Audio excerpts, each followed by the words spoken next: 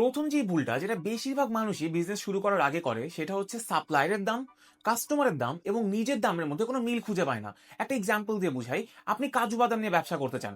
এখন আপনি চিটাগং খাতুনগঞ্জে গেলেন একটা কাজু ব্যবসায়ীর কাছে, কোন একটা হোলসেলার অথবা ইম্পোর্টারের কাছে, যে তাকে জিজ্ঞেস করলেন যে ভাই আমি আপনার কাছ থেকে যদি প্রতি মাসে 1 টন মাল নেই, আপনি কি রেটে আমাকে মাল দিবেন বা এখন কি রেটে মাল বিক্রি হচ্ছে। উনি আপনাকে বললো যে ভাই আমি 1310 টাকা কেজি দরে আপনাকে মাল দিতে পারবো। আপনি এই ইনফরমেশনটা নিয়ে এবার আপনার এলাকার কোন একটা খুচরা বিক্রেতার কাছে গেলেন, যার কাছে আপনি বিক্রি করবেন। তাকে গিয়ে বললেন যে ভাই আপনি কি রেটে মাল দিচ্ছেন। উনি এবার আপনাকে বলল যে ভাই আমি তো মোটামুটি 1300 টাকায় মাল নিচ্ছি।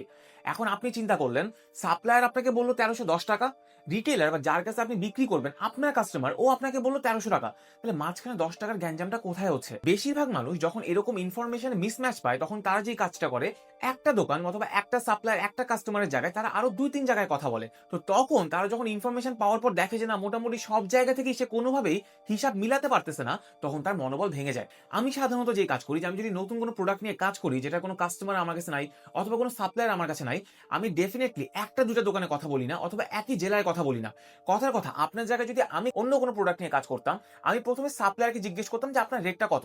সাপ্লায়ার যে রেটটা দিচ্ছে এই রেটের কোন মালটা দিবে বা কোন গ্রেড আমাকে দিবে এটা ছবি নিতাম, এটা ডিটেলস নিতাম। ওই রেট, ওই ডিটেলস, ওই ছবি নিয়ে এবার কাস্টমারকে দেখাতাম যে আপনি যে রেটটা আমাকে বললেন 1300 টাকা বা 10 টাকা কম অন্যান্য জায়গা থেকে, সেটা কি আপনি এই প্রোডাক্টটা নিচ্ছেন? যদি প্রোডাক্টের গ্রেড একই হয়, কাস্টমারও আপনাকে বলে যে হ্যাঁ আমি একই গ্রেড নিচ্ছি, তাহলে আপনার বুঝতে হবে যে সাপ্লায়ার আপনাকে 10 টাকা বেশি বলছে অথবা কাস্টমার আপনাকে 10 টাকা কম বলছে। এই জায়গায় ইনফরমেশনটা মিসম্যাচ হচ্ছে। স্বাভাবিকভাবে প্রতিটা ব্যবসায়ী চেষ্টা করবে তার 10 টাকা লাভ বেশি হোক এবং মানুষ নেগোসিয়েশনের জন্য কিন্তু একটা জায়গা রাখে। তার মানে আপনার সাপ্লায়ারও হাতে 10 থেকে 15 টাকা রেখেই কিন্তু আপনাকে 1310 বলছে এবং কাস্টমারও হাতে 10 টাকা রেখেই কিন্তু আপনাকে 1300 বলছে। এই মাঝখানে গ্যাপটা আপনার বের করতে হবে।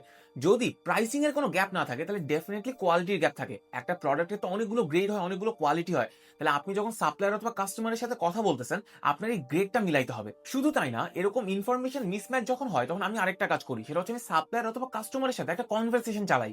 সাপ্লায়ার যখন আমাকে 1310 টাকা বলল, তখন আমি সাপ্লায়ারকে নিজেই বলি যে ভাই আমি আমার এলাকায় যখন বিক্রি করব, আমাকে কাস্টমার বলতেছে সে 1300 টাকায় নেয়। তাহলে আপনি 1300 টাকায় বিক্রি করছেন, মাঝখানে কি হয়ে গেল?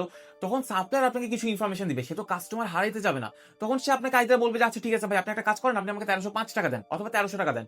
অথবা সে আপনাকে বলবে যে না এই গ্রেডের মাল বেশি চলতেছে, এই গ্রেডের মালের রেট এত।